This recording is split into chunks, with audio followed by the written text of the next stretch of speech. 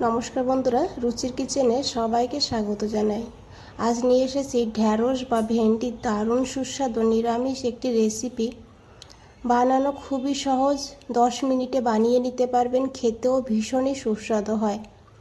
ভাত, পাশাপাশি রুটি, পরোটার সঙ্গে সব কিছুর সঙ্গেই খেতে পারবেন। অসাধারণ লাগে খেতে। চলুন দেখে নিয়ে যাক, আশা করি ভালো লাগবে। এখানে দেখুন আমি 250 গ্রাম ভেন্ডি নিয়েছি। ভেন্ডিটাকে খুব ভালো করে ধুয়ে নিয়েছি। এখন এইভাবে একটু ছোট ছোট করে কেটে নিতে হবে। খুব বেশি বড়ও করবেন না, আবার খুব বেশি ছোটও করবেন না। এইভাবে ভেন্ডিগুলোকে কেটে নিলে এর ভিতরে কিন্তু মশলাটা ঢোকে আর রান্নাটাও তাড়াতাড়ি হয়, খেতেও ভালো লাগে। তো দেখুন এইভাবে আমি সব ভেন্ডিগুলোকেই কেটে নিয়েছি। এখন এগুলোকে একটা প্লেটের মধ্যে তুলে নিয়েছি।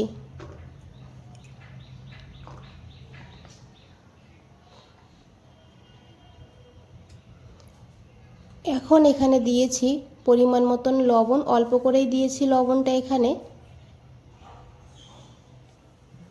আর এরই সঙ্গে দিয়েছি একটু লঙ্কার গুঁড়ো।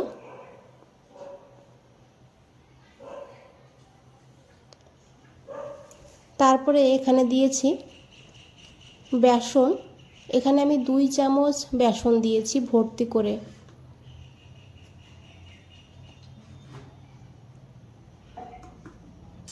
এখন হাত দিয়ে খুব ভালো করে মেখে নিতে হবে।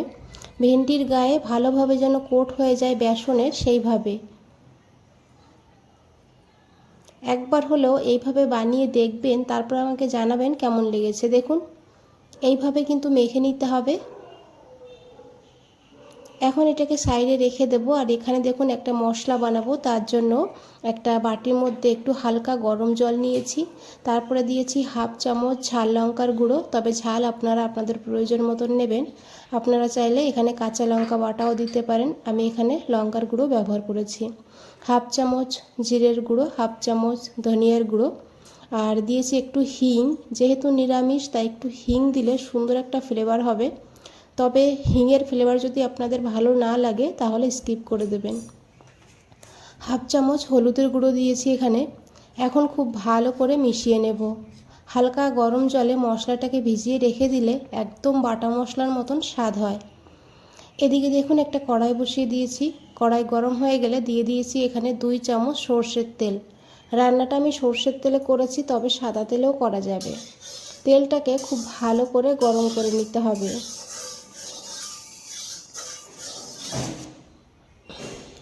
তারপরে এখানে সেই ম্যারিনেট করে রাখা ভেন্ডিগুলো দিয়ে দিতে হবে।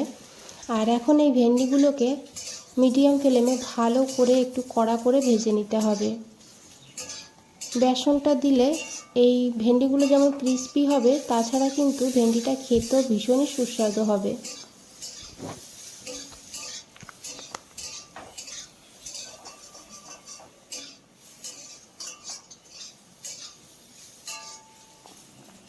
দেখুন বন্ধুরা, এইভাবে ভেন্ডিগুলোকে ভেজে নিতে হবে। আর ভেন্ডিগুলো দেখে বুঝতেই পেরেছেন কতটা কুড়কুড়ে হয়েছে।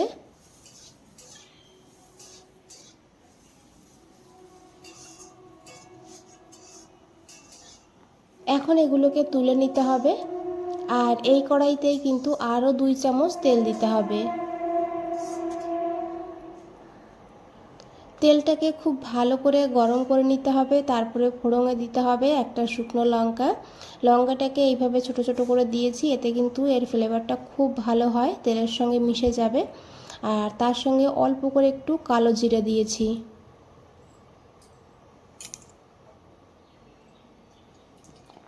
এখন এই ফোড়নটাকে ভালো করে একটু ভেজে নেব। তারপরে এখানে দিয়ে দিতে হবে সেই গুঁড়ো মশলার পেস্ট, যেটা জলের সঙ্গে গুলিয়ে রেখে দিয়েছিলাম। এখন 2 মিনিট এই মশলাটাকে একটু কষিয়ে নেব, যাতে মশলার থেকে তেল ছেড়ে আসে আর মশলার কাঁচা গন্ধটাও চলে যায়। এইদিকে মশলাটা হতে থাক। আমি দেখুন একটা বাটি নিয়েছি, এই বাটির মধ্যে নিয়েছি 3 চামচ টক দই। দইটা আমার ঘরেরই পাতানো, তাই ভর্তি করে 3 চামচ আমি টক দই দিয়েছি। খুব বেশি টক দই মানে টক হয়ে যাবে সেই দই নেবেন না। বেশি দিনের দই হয়ে গেলে সেটা কিন্তু অতিরিক্ত টক হয়ে যায়, সেটা কিন্তু রান্না করলে খেতে ভালো লাগে না। তাই ফ্রেশ দই নেওয়ার চেষ্টা করবেন এখানে। আর এর সঙ্গে দিয়েছি 1/2 চামচ চিনি।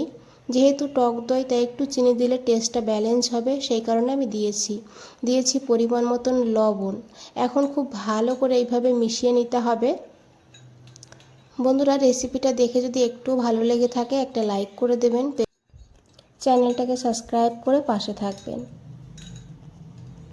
তো দেখুন খুব ভালো করে মিশিয়ে নিয়েছি, এখন এটাকে সাইডে রেখে দেবো। আর এদিকে দেখুন মশলাও কষানো হয়ে গিয়েছে, মশলা থেকে কিন্তু পুরোপুরি তেল ছেড়ে দিয়েছে। এখন এখানে সেই টক দইটা দিয়ে দিতে হবে, যেটা চিনি আর লবণ দিয়ে একসঙ্গে ফেটিয়ে রেখে দিয়েছিলাম।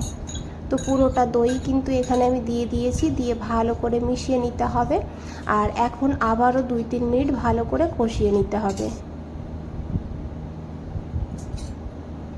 তো দেখুন বন্ধুরা, মশলা থেকে তেল ছেড়ে দিয়েছে পুরোপুরি। আর এইভাবে করে কিন্তু ভালো করে মশলাটাকে কষিয়ে নেবেন, এতে কিন্তু স্বাদটা অনেকটা বেড়ে যাবে।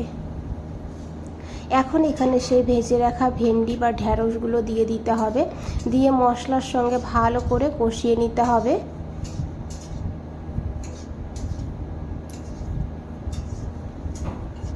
তারপরে এখানে দিতে হবে জল, অল্প করেই জলটা দিতে হবে, কারণ একটু মাখো মাখো কিন্তু রান্নাটা হবে, ঝোল ঝোল হবে না, সেইভাবে জলটা দেবেন। এখানে হালকা গরম জল দিলে স্বাদটা আরও বেশি বেড়ে যাবে। দিয়ে খুব ভালো করে মিশিয়ে নিয়েছি। এখন ঢাকা দিয়ে মিডিয়াম ফ্লেমে প্রায় 5 মিনিট রান্না করব। 5 মিনিট হয়ে গিয়েছে, দেখুন ঢাকনাটা সরিয়ে নিয়েছি। দেখতে কতটা লোভনীয় লাগছে, একবার হলেও বানিয়ে দেখবেন, তারপরে আমাকে জানাবেন কমেন্টসে কেমন লেগেছে আপনাদের। আর দেখে বুঝতেই পেরেছেন কতটা লোভনীয় হয়েছে, খেতেও কিন্তু দুর্দান্ত হয়। এখানে আমি সামান্য একটু গরম মশলার গুঁড়ো দিয়েছি সামান্য একটু ধনেপাতা কুচি, হাতের কাছে থাকলে দিয়ে দেবেন, না থাকলে না দিলেও হবে। এখন খুব ভালো করে মিশিয়ে নিতে হবে, তারপরে গ্যাসটা বন্ধ করে দিতে হবে। বন্ধুরা, রেসিপিটা দেখে যদি একটু ভালো লেগে থাকে একটা লাইক করে দেবেন, কমেন্টসে জানাবেন।